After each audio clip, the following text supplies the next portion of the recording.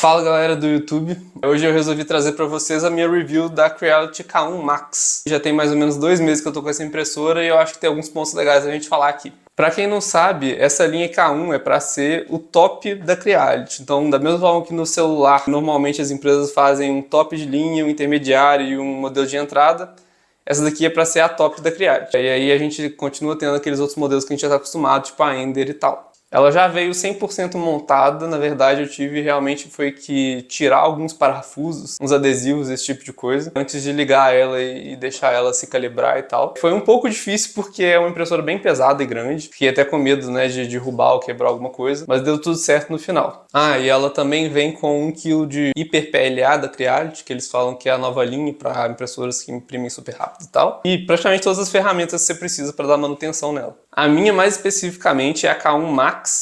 A diferença principal é a área, então ela tem uma área de impressão de 30 por 30 por 30 centímetros, que para mim é assim, é o ideal. Depois que eu usei a minha antiga, que é a Sidewinder X1, que tem uma área de 30 por 30 por 40, é meio difícil eu conseguir voltar muito atrás. Esses 40 centímetros de altura eu quase nunca usei, então os 30 da K1 Max estão me atendendo muito bem. Fora isso, ela tem uma série de outros recursos a mais do que a K1, mas todos esses recursos você pode colocar na K1 se você comprar os componentes separados e instalar.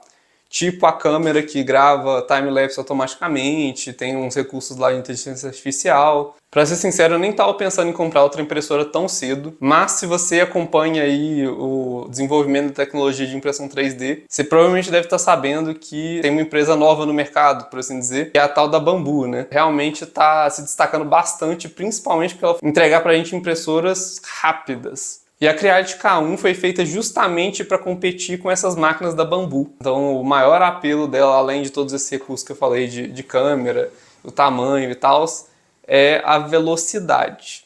Todos esses modelos que eu vou mostrar aqui foram impressos praticamente com as configurações padrão. Então é o que vocês podem esperar dessa impressora sem de fato precisar mexer demais nela, ou nas configurações em si, que são um pouco conservativos. Eles falam que ela pode chegar até 600 milímetros por segundo. Eu não cheguei nem perto disso, devo ter usado tipo 300, 400 no máximo. Com certeza, se você for a pessoa que gosta de, ou precisa, né, que atingir o máximo de velocidade possível, você gosta de mexer ali com as configurações e tal, também é uma opção e você vai conseguir resultados ainda mais rápidos. Essa máscara aqui, por exemplo, ela foi impressa na K1 Max e é bem grande, assim, eu usei ela pro Halloween, um pouco mais de 6 horas para imprimir. E olha o tamanho disso, é bem grande, eu acho que eu tinha até visto lá nos comentários do modelo, no Printables, eu posso até deixar na descrição o link, talvez, mas que essa máscara numa impressora normal estaria demorando aí de por volta de 30 horas para imprimir com esse nível de qualidade. Foi assim, impressionante, eu até agora tô meio chocado com isso. Eu ainda não cheguei a testar, mas ela ser enclausurada com certeza ajuda com outros tipos de material, tipo ABS, PETG, etc. Inclusive para PLA, que é o que eu uso basicamente 90% das vezes, eles até recomendam tirar a tampa, então ela tem uma tampa de vidro em cima para diminuir um pouco a temperatura da câmara. Falando um pouco sobre a precisão da impressora, é muito alta. Eu costumo imprimir, assim, quando eu estou começando a trabalhar com uma impressora, um modelinho daquele de teste de tolerância. E aí o que eu uso é esse aqui do Maker's Muse, que é basicamente um fidget spinner.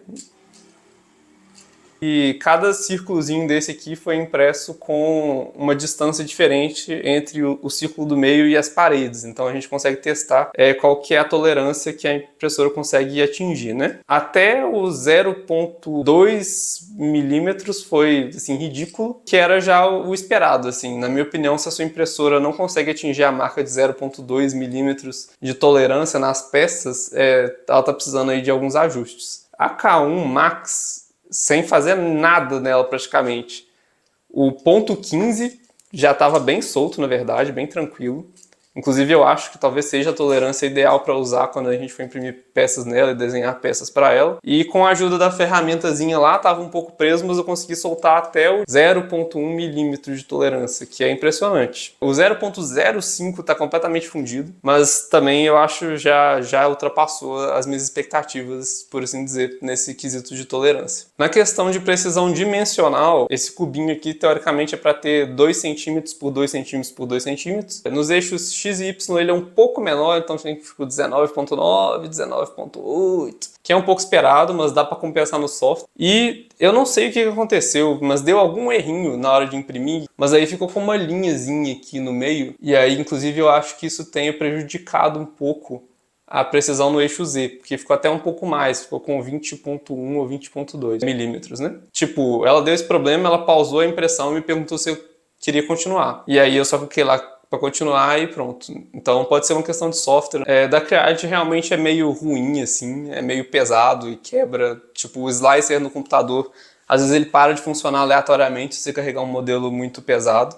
Mas funciona bem, assim, não tive dificuldades tirando essa parte dele parar de funcionar aleatoriamente. O aplicativo de celular tem um monte de coisa inútil, tipo lojinha de modelo 3D, umas coisas de gamificação, bem estilo AliExpress, sabe? Mas a parte que diz respeito à impressora em si funciona também, apesar de estar no meio desse tanto de coisa. Uma parte muito boa dessa impressora é que ela é muito completa. No sentido que ela já tem touchscreen, já tem Wi-Fi, aquela questão do time-lapse automático, que seriam recursos que nas impressoras mais simples normalmente eu usaria com o Octoprint. Claro que tem o defeito, por assim dizer, de por ser uma coisa da Creality não é tão customizável. A interface do touchscreen é muito boa, gostei bastante, o design é bem simples, fácil de usar e também não tem aquelas cara de Windows 98. Uma das vantagens dela ter Wi-Fi e tal e ser top de linha é justamente que as atualizações dela são tipo uma atualização de smartphone, então você está ali usando ela e vai aparecer um pop-up. Ah, você tem uma atualização para sua impressora. E aí tem inclusive o changelog, que eles mudaram de uma versão para outra e tal. E eu tô gostando de ver que a Creality, assim, essa impressora é relativamente nova, no exterior ela já lançou, já tem um tempo razoável. Mas nesses 2 meses que eu tô com ela, já devo ter tido, sei lá, umas 3 atualizações, talvez até mais. Realmente tem melhorado a experiência de impressão com ela a cada atualização. Aconteceu uma vez de eu colocar ela para se autonivelar e imprimir uma coisa, e ela se autonivelou errado. Eu fico até pensando se eles corrigiram isso em uma atualização. E aí quando começou a imprimir, estava muito perto da mesa, danificou um pouquinho a mesa, mas o problemático foi que entupiu o bico. E aí na hora que eu fui tentar desentupir o bico, eu não consegui. E aí quando eu fui tentar desmontar o bico, eu quebrei o bico. E aí quanto mais eu tentava consertar, pior ficava.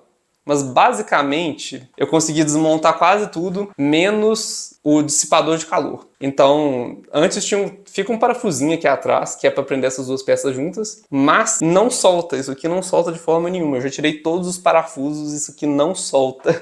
E assim, passei muita raiva e tal, mas eu mandei mensagem pro suporte da Creality. Demorou um pouco para eles me responderem, mas depois que eu mandei todos os detalhes da compra e tal, eles me mandaram a peça de reposição e eu consegui trocar tranquilamente. Assim, tranquilamente talvez com um asterisco, né? Porque os cabos da placa de circuito do cabeçote tinham todos praticamente uma colinha no conector, então foi bem difícil, na verdade, da primeira vez para conseguir tirar os conectores. Depois para colocar tudo de volta foi facinho. Essa já é minha terceira impressora 3D e assim, é muito legal ver o jeito que a tecnologia está evoluindo. A única questão que é um problema nessa impressora é o barulho. Então, como ela imprime muito rápido, ela também precisa resfriar as peças muito rápido. Isso quer dizer que é barulho de ventoinha absurdo, sabe?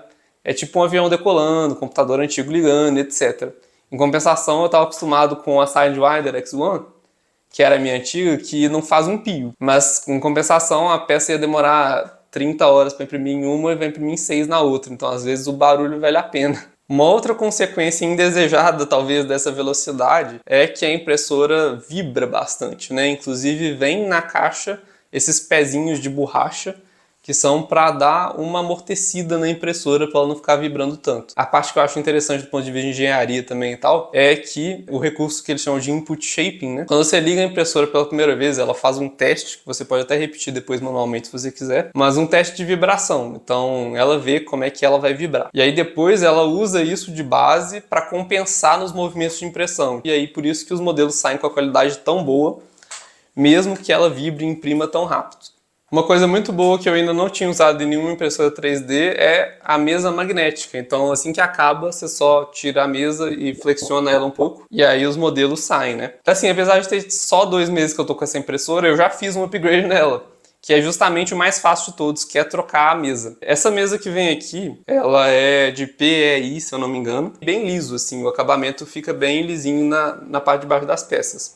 Mas Tem o detalhe que as peças não aderem tão bem assim. E tem até uma sugestão aqui falando para colocar cola antes de imprimir. Na maioria das vezes essa cola não é necessária, os modelos aderem bem sim. Mas essa mesa não é ideal para todos os materiais também e tal. E justamente essa coisa da cola eu tinha que usar na minha primeira impressora e aí na segunda não precisava mais, eu achei uma maravilha. E aí já tava um pouco triste de ter que voltar a usar cola. Porque, né, eventualmente você tem que limpar a mesa e tal. E também tem que limpar a parte de baixo dos modelos se ficarem com muita cola. Mas aí eu fiz um upgrade, eu comprei no AliExpress uma outra mesa, que como é magnética é só literalmente colocar no lugar. E é legal porque essa mesa ela tem uns dentinhos aqui, tá vendo? Fica sempre alinhada, só você encaixar nos parafusos que tem no fundo, que sempre fica alinhadinho no lugar. Mas aí eu troquei a mesa de PAI lisa que vem nela por uma genérica de PAI texturizado, que é o mesmo material, né? A diferença é só de liso pro texturizado. É aquele mesmo que eles usam nas Prusas e um monte de impressora 3D por aí. E é bom porque você não precisa usar cola